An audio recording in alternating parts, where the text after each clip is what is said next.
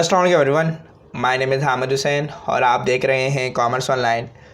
2021 के डेप्रिसिएशन के क्वेश्चन को मैंने अपनी प्रीवियस वीडियो में सॉल्व किया और आज हम 2019 कराची बोर्ड के क्वेश्चन को सॉल्व करने जा रहे हैं।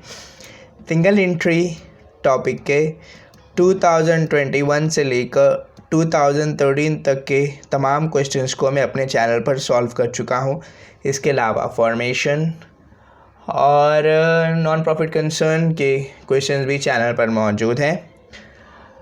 सिंगल एंट्री के अलावा अकाउंटिंग के एमसीक्यूज़ की भी बहुत सी वीडियोस चैनल पर मौजूद हैं, तो आप डेफिनेटली अगर चैनल पर न्यू मेरे व्यूवर हैं तो चैनल को सब्सक्राइब कीजिएगा और बेल नोटिफिकेशन के आइकन को प्रेस करना ना भूलिएगा। इसके अलावा बैंकिंग के नोट्स, कमर्शियल ज्योग्राफिया के नोट्स, गेस्ट पेपर और बिजनेस स्टैटिस्टिक्स, जी हाँ, स्टैटिस्टिक्स के मुकम्मल कोर्स की वीडियोस आपके पास चैनल पर हैं, आप देख सकते हैं, उससे इस्तिफ़ादा हासिल कर सकते हैं, अपने एग्ज़ाम्स की अच्छे से तैयारी कर सकते हैं। क्वेश्चन को सॉल्व करते हैं। क्वेश्चन में कह रहा है Ibad company purchase a machine with a list price of ₹2 lakh. आपके पास लिस्ट प्राइस 2 लाख रुपीज़ है with a subject of trade discount 5%, trade discount 5% है and cash discount 3%। Trade discount क्या होता है? जब आप दुकान पर जाते हैं किसी भी शॉप पर, शॉपकीपर कहता है कि भाई ये चीज़ 1 लाख रुपए की है, आप कहते हैं प्लीज़ कुछ डिस्काउंट दे दें, तो कहता है अच्छा भाई आप 1,90,000 दे देना, तो वो डिस्काउंट ट्रेड डिस्काउंट कहलाता है। And cash discount 3%। फिर जब आप पेमेंट कर रहे होते हैं और फिर आप उसको बोलते हैं कि भाई मैं बाद में पेमेंट करूंगा या हाफ पेमेंट अभी कर रहा हूँ, हाफ पेमेंट बाद में करूंगा, तो वो आपको मोटिवेट करने के लिए, इंड्यूस करने के लिए कि आप जल्दी पेमेंट करें, वो आपको फिर एक डिस्काउंट ऑफ़र करता है at the time of cash payment. अगर आप उसकी दी गई लिमिट के अंदर पे करें तो वो डिस्काउंट कहलाता है कैश डिस्काउंट। तो फिर कह रहा है ऑन April 1, 2016 द कंपनी पे the bill on April 10, 2016। Company ने बिल अप्रैल की 10 तारीख को पे कर दिया विद इन डिस्काउंट पीरियड, यानी डिस्काउंट पीरियड के अंदर। तो इसका मतलब अब कंपनी को 2 डिस्काउंट मिल रहे हैं, एक मिल रहा है कैश डिस्काउंट और दूसरा मिल रहा है ट्रेड डिस्काउंट, क्योंकि कंपनी ने विद इन डिस्काउंट पीरियड के अंदर बिल पे कर दिया है। उसके अलावा इंश्योरेंस इन ट्रांजिट, सामान रास्ते में है, जा रहा है, आपने उसकी इंश्योरेंस करवाई। फायर इंश्योरेंस, फ्रेट इन, इंस्टॉलेशन चार्जेस, ये तमाम दूसरे खर्चे हैं जो कि कंपनी कर रही है मशीन को एक्वायर करने में। The company estimated that the salvage value 10,000 है और लाइफ ऑफ मशीन 5 ईयर्स है। आपको सबसे पहला काम ये करना है, कॉस्ट ऑफ मशीन कैलकुलेट करनी है एज ऑन April 2016। ये जो आपके पास अदर इंफॉर्मेशन दी गई है, इसमें 2 तरह के एक्सपेंडिचर हैं, एक कैपिटल एक्सपेंडिचर और दूसरा रेवेन्यू एक्सपेंडिचर। कैपिटल एक्सपेंडिचर वो एक्सपेंडिचर होते हैं जो कि मशीन की कीमत में ऐड हो जाते हैं और रेवेन्यू एक्सपेंडिचर वो एक्सपेंडिचर होते हैं जो कि रिकरिंग होते हैं, कंपनी बार बार करती है और ये मशीन की कीमत में ऐड नहीं होते। मैंने डेप्रिसिएशन की जो पहली वीडियो बनाई है जिसमें कैपिटल एक्सपेंडिचर और रेवेन्यू एक्सपेंडिचर को भी एक्सप्लेन किया है, तो आई वुड रेकमेंड कि आप इस वीडियो के बाद वो वीडियो भी लाजमी देखिएगा ताकि कैपिटल एक्सपेंडिचर और रेवेन्यू एक्सपेंडिचर का कॉन्सेप्ट आपके पास क्लियर हो जाए। तो चलिए अब क्वेश्चन को सॉल्व करते हैं। हम क्वेश्चन को सॉल्व करने जा रहे हैं अपनी पहली रिक्वायरमेंट को, तो ऐसे आपने ए लिखना है ताकि पता चल जाए कि भाई ये पहली रिक्वायरमेंट है। नॉर्मली ये क्वेश्चन लॉन्ग में आया है जो कि 9A है, तो आपने ऐसे 9A लिख दिया। और अब 9A का सोल्यूशन क्या है आपको मालूम करना है। क्या मालूम करना है? Cost of machine. आपने लिखा computation of cost of machine और इस तरह से आपने एक लाइन ड्रॉ कर दी कि आप कॉस्ट ऑफ मशीन मालूम करें। आपने कहा सबसे पहली चीज़ आपके पास होती है लिस्ट प्राइस। लिस्ट प्राइस सवाल में आपके पास दे दी गई है 2 लाख रुपए। आपने 2 लाख रुपए यहाँ लिस्ट प्राइस लिख दी। लिस्ट प्राइस के बाद आपने यहाँ लेस करना होता है ट्रेड डिस्काउंट।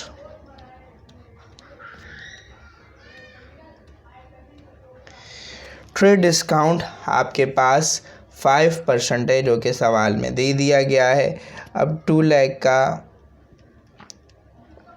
5% आपके पास आ जाएगा 10,000। वो आपने यहाँ ऐसे लिखा, ब्रैकेट लगाया, लाइन ड्रॉ कर दी क्योंकि अब ये माइनस करना है।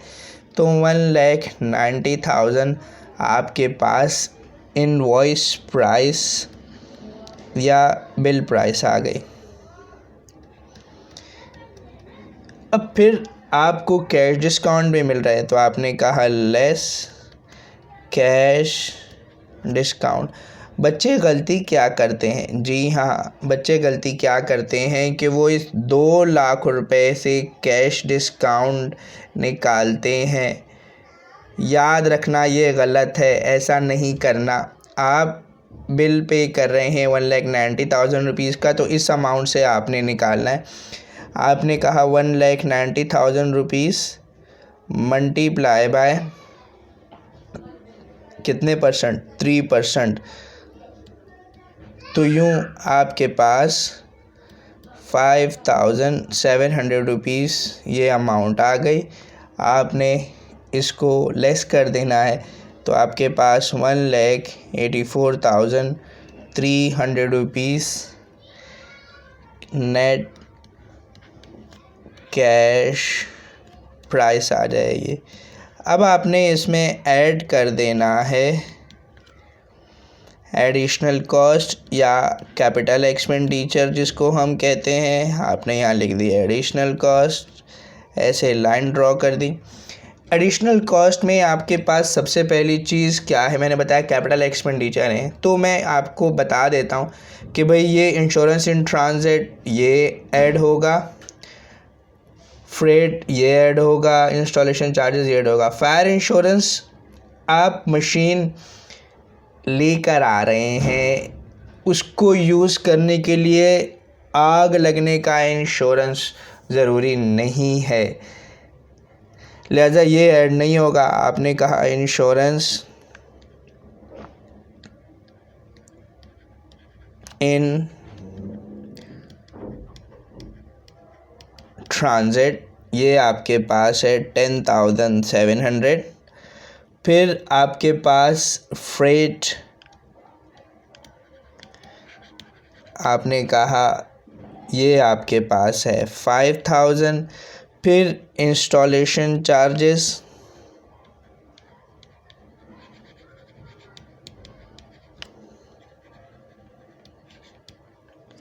और ये आपके पास है 7,000। इन तमाम को ऐसे प्लस किया, इनका टोटल आ रहा है 22,700। और ये आपके पास है टोटल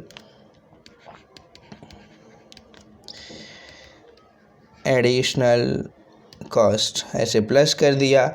और यूँ 2,07,000 रुपीज़ आपके पास कॉस्ट ऑफ मशीन आ गए।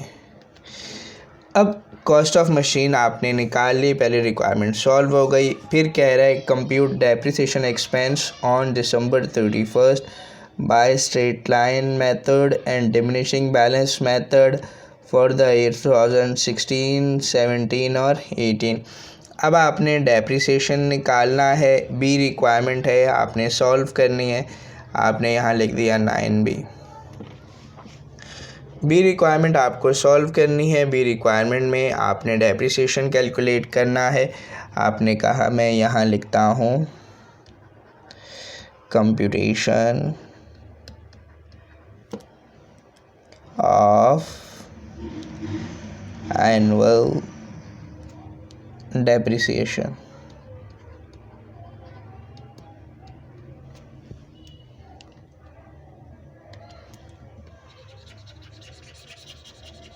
इसको हम यहाँ इरेज कर देते हैं ताकि कोई कन्फ्यूजन ना रहे। और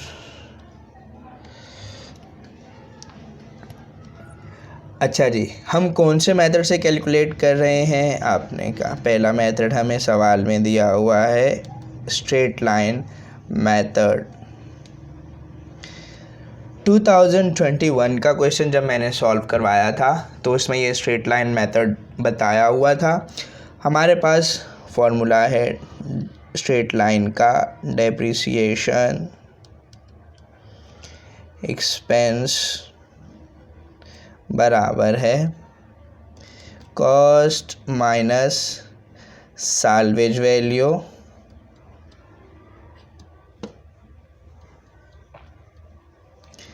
divided by total life in year. आपने कहा कि आपको 2016 का पहले मालूम करना है। याद रखिएगा, आपने मशीन ख़रीदी है अप्रैल 1 में, तो फर्स्ट साल, पहले साल मशीन अप्रैल, मई, जून, जुलाई, अगस्त, सितंबर, अक्टूबर, नवंबर, दिसंबर, 1 2 3 4 5 6 7 8 9 महीने इस्तेमाल हो रही है। ये जो आप डेप्रिसिएशन का फार्मूला, ये एनुअल डेप्रिसिएशन का फार्मूला है। आपने कहा डेप्रिसिएशन एक्सपेंस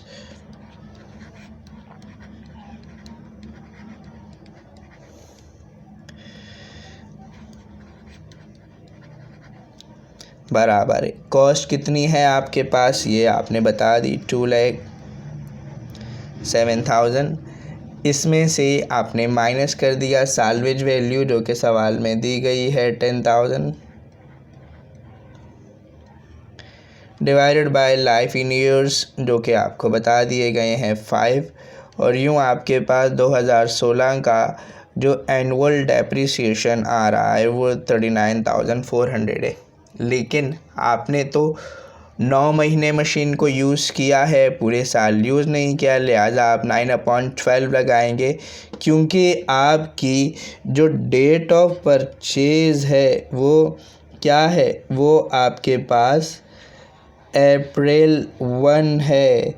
इसी वजह से आप 9/12 कह रहे हैं कि आपने 9 महीने इसको यूज़ किया है, और यूँ ये आपके पास 2016 का जो डेप्रिसिएशन आएगा वो आएगा 29,550।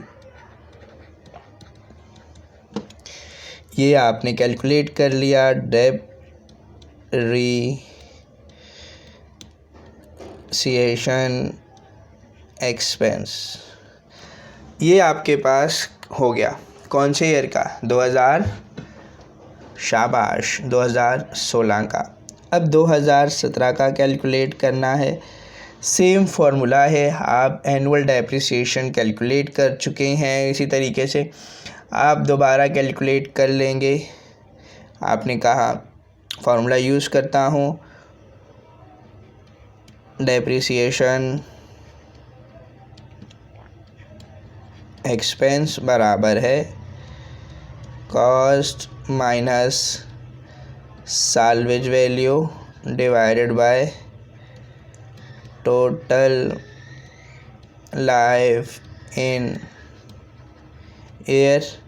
कॉस्ट कितनी है आपने कहा सेम है 20 माइनस 10,000 डिवाइडेड बाय 5, और ये आपके पास 39,400 आ जाएगा 2017 का डेप्रिसिएशन। तो आपने ये 2017 का भी मालूम कर लिया, depreciation expense.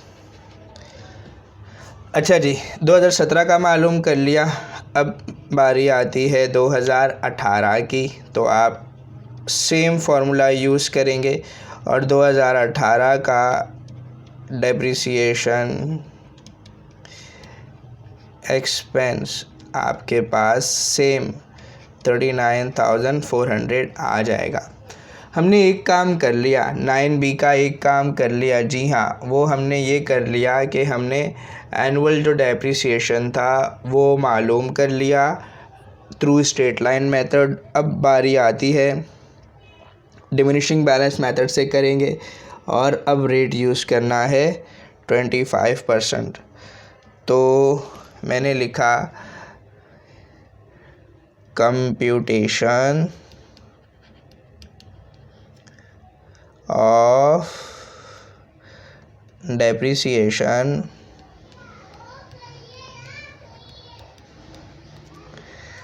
Under diminishing balance method से लाइन ड्रॉ कर दी। 2016 का निकालना है डेप्रिसिएशन, आपने ऐसे कहा, और डेप्रिसिएशन एक्सपेंस बराबर है कॉस्ट माइनस accumulated depreciation। इनका जो आंसर आएगा उसको मल्टीप्लाई कर देना है रेट ऑफ डेप्रिसिएशन से। अच्छा जी, अभी 2016 में हमारे पास कॉस्ट क्या है, ये हमारी कॉस्ट है 2,07,000। आपने कहा कॉस्ट क्या है 2,07,000, माइनस कर देंगे एक्यूमुलेटेड डेप्रिसिएशन से। अब फर्स्ट ईयर तो कोई डेप्रिसिएशन नहीं है, बिल्कुल भी नहीं है। रेट कितना है, आपने बोला रेट है 25%, यहाँ लिख लिया आपने 25%। तो जब 2,07,000 का हम 25% निकालेंगे तो ये हमारे पास आ जाएगा 51,750।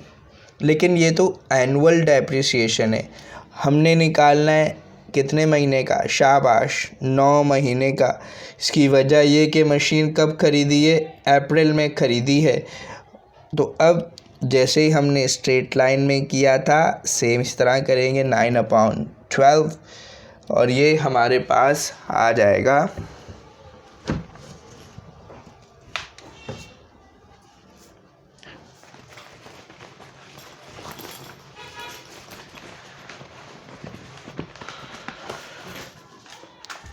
51,750 मल्टीप्लाई बाय 9 डिवाइडेड बाय 12, और ये आ जाएगा 38,813। मैंने कहा 38,813। ये मेरे पास 2016 का डेप्रिसिएशन आ गया। 2016 के बाद अब बारी है 2017 की। सेम आपने कहा depreciation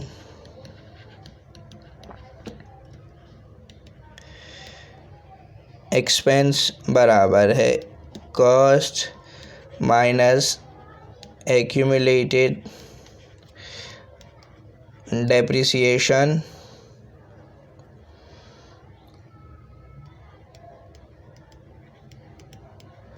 multiply by rate.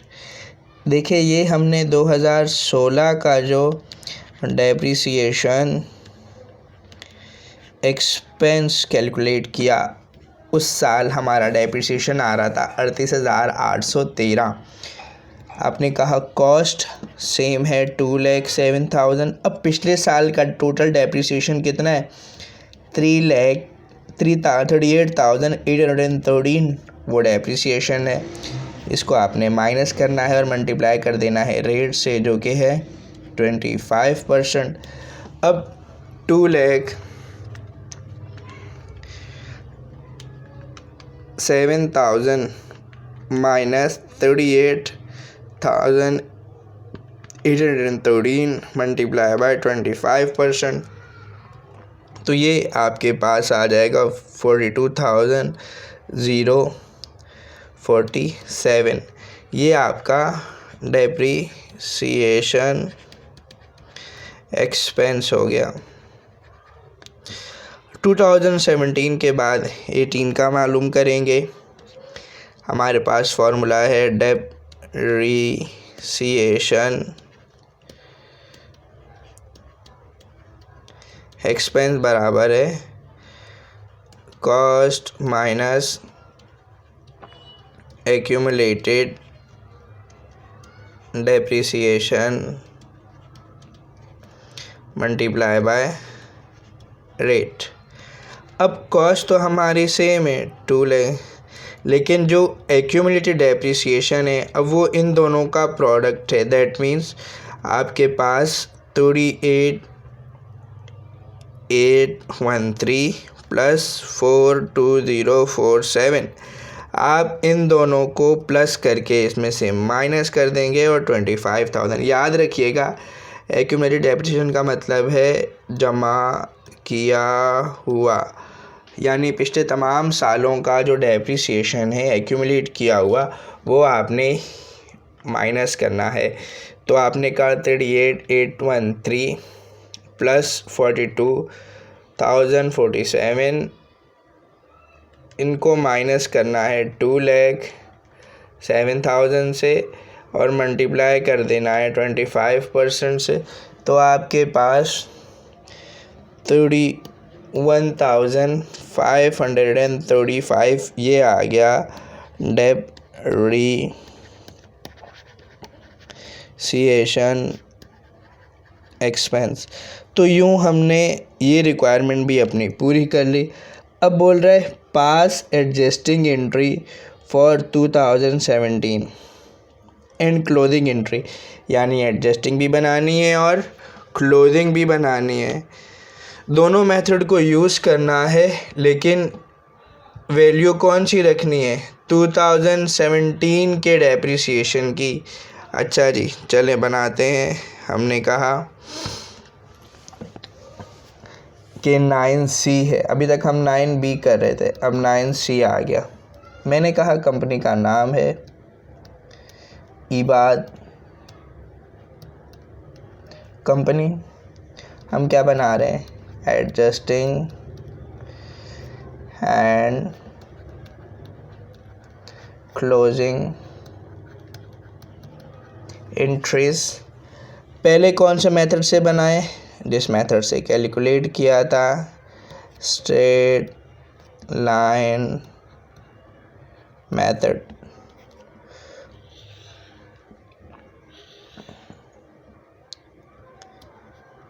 Date,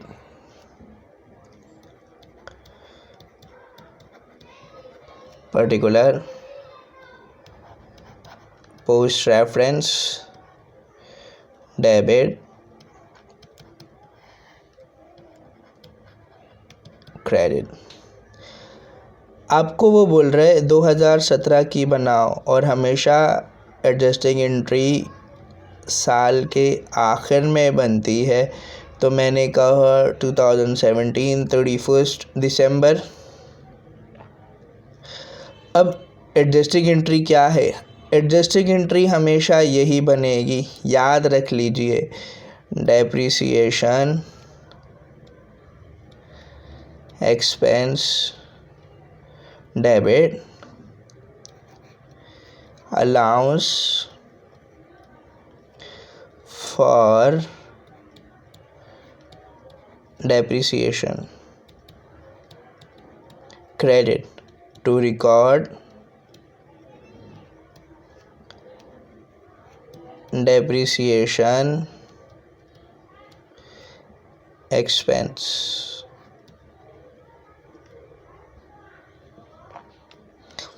amount क्या रखनी है, जाहिर सी बात है 2017 का बना रहे हैं तो 2017 की अमाउंट रखेंगे। 2017 में डेप्रिसिएशन कितना था हमारा, ये देखें 39,400।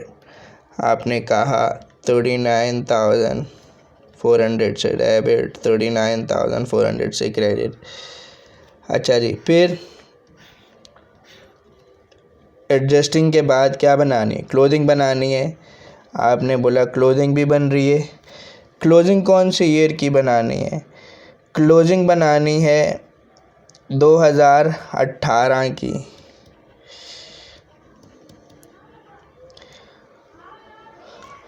बोल रहे हैं क्लोजिंग हमेशा ऐसे ही बनेगी, एक्सपेंस एंड रेवेन्यू समरी को डेबिट कर दिया और डेप्रिसिएशन एक्सपेंस को क्रेडिट कर दिया to record depreciation expense close. आप यूँ भी बना सकते हैं टू क्लोज डेप्रिसिएशन एक्सपेंस। अब 2018 में भी हमारे पास सेम अमाउंट है स्ट्रेट लाइन से। अब बारी आती है हमारा दूसरा मेथड जो कि डिमिनिशिंग बैलेंस मेथड है। हमने अपने उस मेथड से 2017 की एडजस्टिंग बनानी है और 2018 की क्लोजिंग बनानी है। मैं दोबारा यहाँ लिखता हूँ, ईबाद कंपनी, हम क्या बना रहे हैं, एडजस्टिंग एंड क्लोजिंग। ठीक है, किस मेथड से बना रहे हैं, आपने कहा डिमिनिशिंग बैलेंस मेथड से, तो यहाँ ब्रैकेट में लिख देता हूँ, आप नीचे जगह वहाँ भी लिख सकते हैं।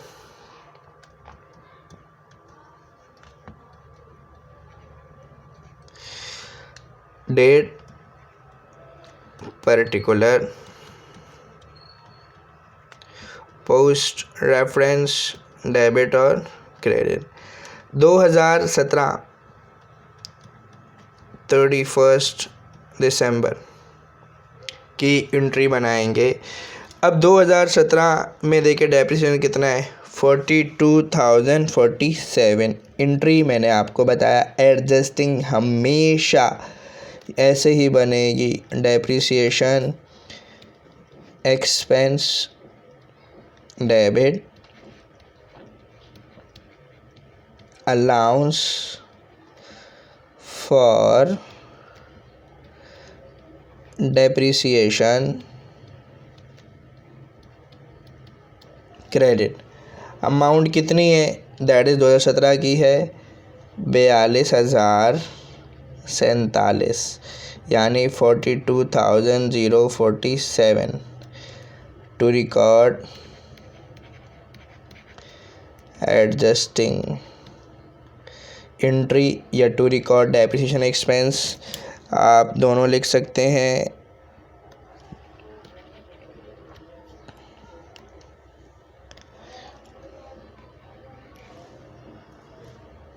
मैंने लिख दिया टू रिकॉर्ड डेप्रिसिएशन एक्सपेंस। अब क्या बनानी है, अब 2018 31 दिसंबर की क्लोजिंग बनानी है। 2018 में डेप्रिसिएशन कितना है, 31,535 और क्लोजिंग एंट्री ऐसे ही बनती है, एक्सपेंस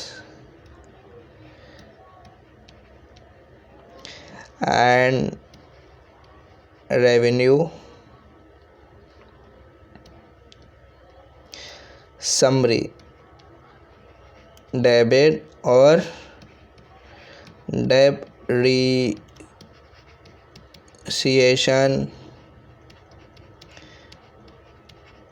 एक्सपेंस क्रेडिट। अमाउंट आ गई 31,535 31,535 to record depreciation expense close. अच्छा जी, तो ये 9C रिक्वायरमेंट भी हमारी ख़त्म हो गई। अब लास्ट रिक्वायरमेंट है, बोल रहा है मशीन का अकाउंट बनाओ। मशीन का यानी हमने बनाना है टी अकाउंट, और टी अकाउंट बनाओ 2016 से कंटिन्यू करो और चलता रहे। ठीक है, अब ये इसका टी अकाउंट बनाना है और मशीन का अलाउंस फॉर डेप्रिसिएशन का, और मेथड यूज़ करना है कौन सा, डिमिनिशिंग बैलेंस मेथड। और ये हमारे पास डेप्रिसिएशन कैलकुलेट किया हुआ है, हमने इसका टी अकाउंट बनाना है। अब इसका टी अकाउंट कैसे बनेगा और इसको हम सॉल्व करते हैं।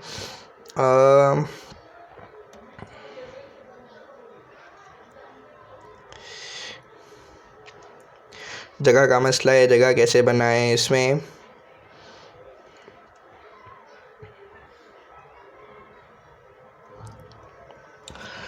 आपने कहा यहाँ पर एक्यूमुलेटेड, बल्कि चले नेक्स्ट पेज पे चले जाते हैं।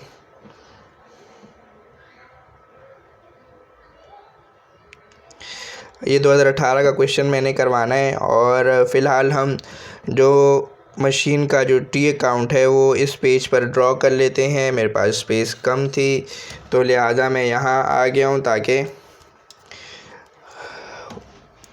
अच्छे तरीके से हम इसका टी अकाउंट बना सकें। मैंने यहाँ लिख दिया अलाउंस फॉर डेप्रिसिएशन।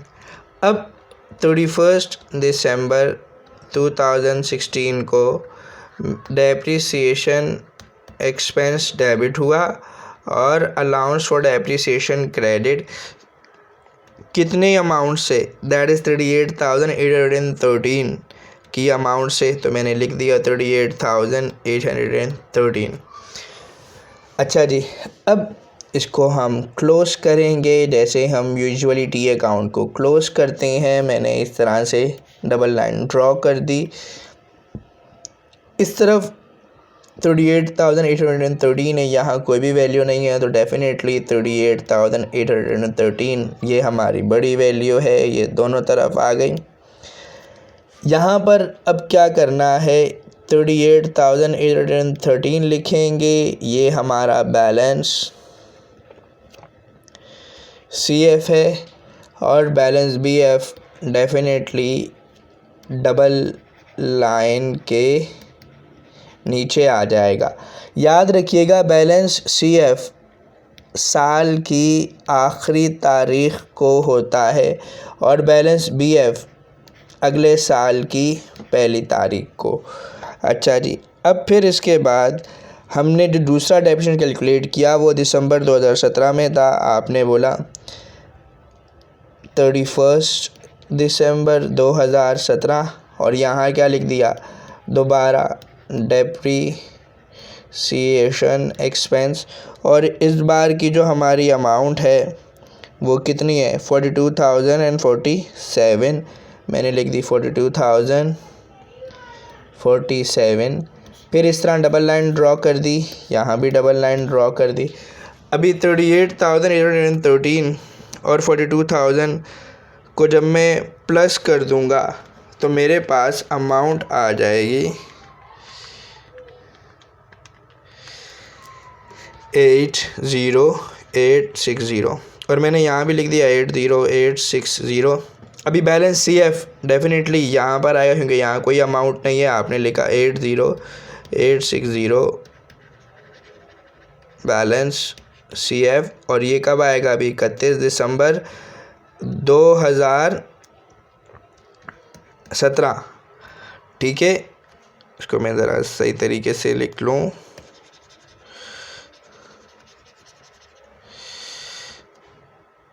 आपने कहा 31 दिसंबर 2017 और बैलेंस CF। अब जाहिर सी बात है बैलेंस CF यहाँ आया है तो आपने कहा 80860 बैलेंस BF आपका यहाँ आ जाएगा जो कि 1 जनवरी 2018 का होगा। अब 2018 के एंड में डेप्रिसिएशन था हमारा 31,535। आपने यहाँ लिख दिया 31,535। डेट डाल देंगे 31 दिसंबर 2018 और यहाँ लिखेंगे आप डेप्रिसिएशन एक्सपेंस। अच्छा जी, मैंने ऐसे डबल लाइन ड्रॉ कर दी।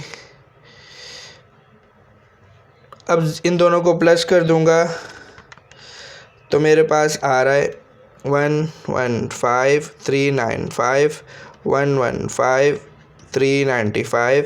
आपने कहा 2018 दिसंबर की 31 बैलेंस CF और ये कितना आ गया 115,395 और 115,395 आपके पास बैलेंस BF आ गया 1 2019 को। और दैट्स इट फॉर टुडे। बहुत ही लेंथी सवाल था, सेक्शन सी का क्वेश्चन, तो डेफिनेटली इसमें बहुत सारी रिक्वायरमेंट होती हैं। अपना बहुत ख्याल रखिएगा। नेक्स्ट क्लास में हम 2018 कराची बोर्ड के क्वेश्चन को सॉल्व करेंगे।